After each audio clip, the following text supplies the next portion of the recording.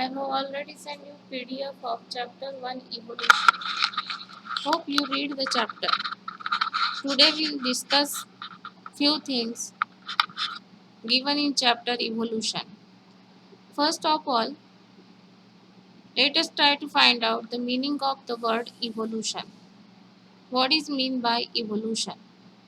Gradual formation of new organism from the pre-existing primitive organism by the process of slow and steady changes. We call it evolution. Or we can say that gradual changes takes place in the primitive organism over millions of years in which new organism is produced.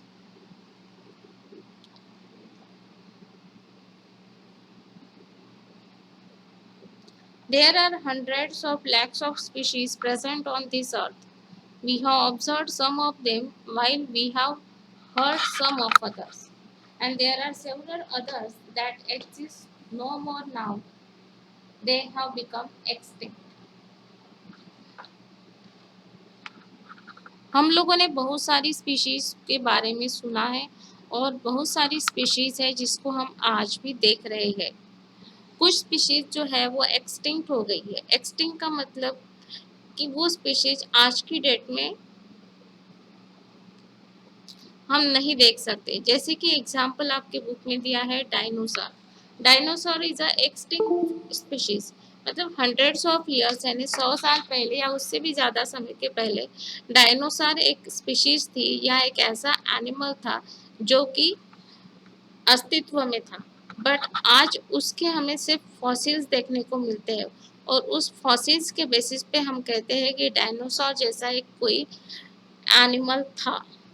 But dinosaur के समय ही और सारे animals हम बोल सकते हैं थे जो कि आज भी हमें देखने को मिलते हैं। ऐसे बहुत सारे एनिमल्स हैं या बहुत सारे प्लांट्स हैं like algae, fern, moss, cycad, ginkgo, ये सारे प्लांट्स जो हमें आज भी देखने को मिलते हैं। या फिर हम बोल सकते हैं कि कार्निवोर्स थे, हर्बीवोर्स थे, सम बाइपेड्स थे या फिर क्वाड्रपेड्स थे। ये सारे एनिमल्स उस समय भी थे और आज के समय भी है।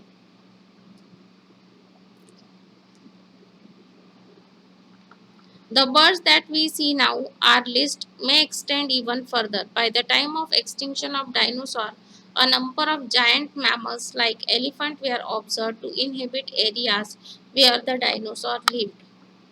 कुछ ऐसी परिस्थिति हो गई कि जिसमें डायनासोर का अस्तित्व खत्म हो गया, लेकिन डायनासोर से थोड़े कम साइज वाले या बोल सकते हैं उससे थोड़े कम बड़े एनिमल्स जैसे कि एलिफेंट उसी समय उसी एरिया में आए जो डायनासोर जैसे दिखते नहीं थे या उनका साइज उनसे छोटा था, बट लगभग हम उसको वैसे ही साइज के बोल सकते हैं, वैसे दिखने वाले एनिमल्स बोल सकते हैं। Dinosaurs are no longer seen today, but certain species of plants and animals similar to those of the age of dinosaur are still observed today. Dinosaur तो नहीं दिखता है, बट डायनासोर के समय में दिखने वाले बहुत से प्लांट्स और एनिमल्स की स्पीशीज आज भी हमें देखने को मिलती है। Habitat and its effect. अब ये सब क्यों हुआ कि डायनासोर पूरी तरह से एक्सटिंक्ट हो गया और उसी समय के कुछ प्लांट्स और एनिमल्स हमें आज भी देखने को मिल रहे हैं। हो सकता है ये उस हैबिटेट का या उस एनवायरनमेंट का या उस इकोसिस्टम का असर हुआ होगा, जिसकी वजह से डायनासोर तो ख़त्म हो गए बट बाकी सारे एनिमल अपने आप को उस सर्वाइवल में फिट करके आज भी देखने को मिल रहे हैं। Population of some species is increasing at the fast rate while that some other is declining rapidly. The number of tigers in our country are reducing at such a fast pace that they are at the age of extinction.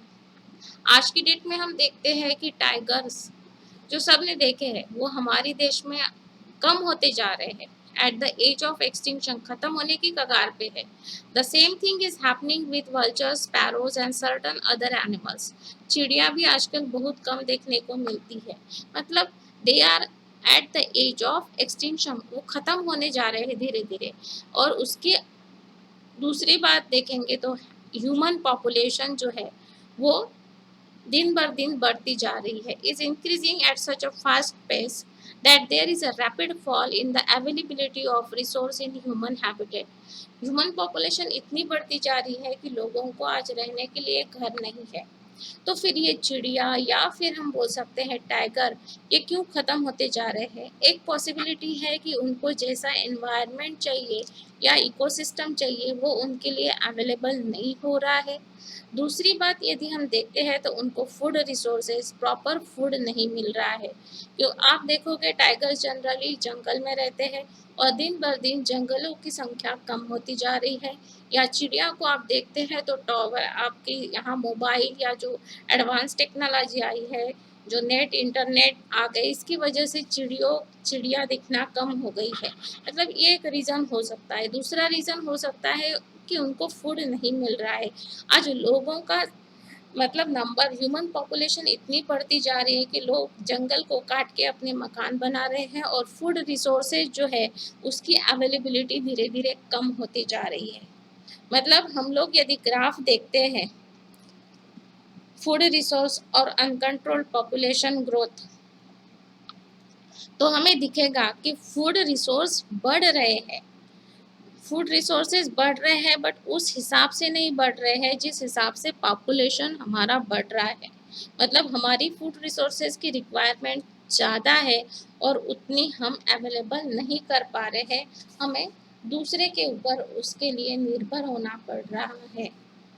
यही एक habitat का या फिर हम बोल सकते हैं environment का इफेक्ट हुआ, जिसकी वजह से बहुत सारे स्पीशीज या एनिमल्स ख़त्म होते जा रहे हैं।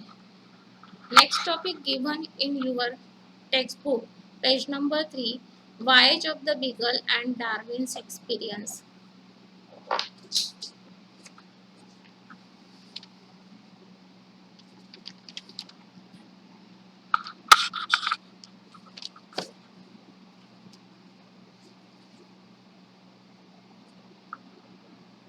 Voyage of the Beagle and Darwin's Experience. आप देखोगे कि डार्विन जो है वो उनको घूमने का बहुत ज़्यादा शौक था, और डार्विन जो थे एक बायोलॉजिस्ट और जियोलॉजिस्ट दोनों का स्टडी करने वाले, बायोलॉजी और जियोलॉजी दोनों का स्टडी करने वाले एक साइंटिस्ट थे, और उन्हें घूमने का भी शौक था। यानी वो उन्होंने बहुत सारी जगहों का क्या किया था, टूर किया था, और वहाँ के सारे लैंडफॉर्म्स या फिर बोल सकते हैं एनिमल्स एंड प्लांट्स का उन्होंने कलेक्शन किया था। उनके साथ उनके फ्रेंड थे उस सर्वे एक्सपीडिशन पे HMS बिगल, जो उनका जहाज था। The Beagle expedition was undertaken to map different regions of the world and explore mineral resources.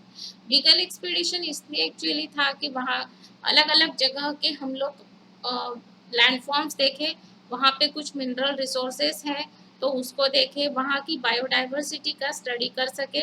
इसके लिए ये वॉयज पे निकले थे। उनके साथ थे Darwin. They had started from England and went to South America. इनका सफ़र जो स्टार्ट हुआ वो इंग्लैंड से, और वो आखिरी पहुँचे हैं साउथ अमेरिका में। मैप में आपको दिख रहा होगा उनका सफ़र पूरा कहाँ से कहाँ तक हुआ है। उन्होंने बहुत सारी प्लेसेस को विजिट किया और वहाँ के बहुत सारे सैंपल्स उन्होंने कलेक्ट किए। Darwin found the chance to roam around different island of the world. It was the first time that he studied organism of tropical rainforest.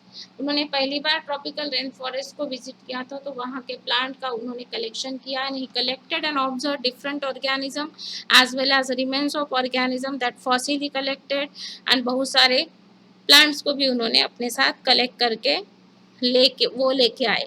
और उनको लाने के बाद उनका ऑब्जर्वेशन क्या हुआ, उन्होंने इतनी सारी जगहों को विजिट किया और वहाँ के बहुत सारे प्लांट्स और एनिमल्स के सैंपल, अब एनिमल्स तो नहीं मिले, तो जो मरे हुए एनिमल्स थे उनके इम्प्रेशन, जिसको हम फॉसिल्स बोलते हैं, उसको उन्होंने कलेक्ट किया। और वो जब वो सब लेके आए और अपनी लैब में उन्होंने उसका स्टडी स्टार्ट किया, तो उनको पता चला कि fossils of aquatic organism that may have lived in the sea earlier on the mountains of South America, and during his studies he experienced an earthquake. मतलब उन्होंने फॉसिल की स्टडी के साथ साथ उनको ये भी एक्सपीरियंस करने को मिला लैंडफॉर्म की स्टडी में कि वहाँ पे उन्होंने बहुत सारे अर्थक्वेक को भी एक्सपीरियंस किया।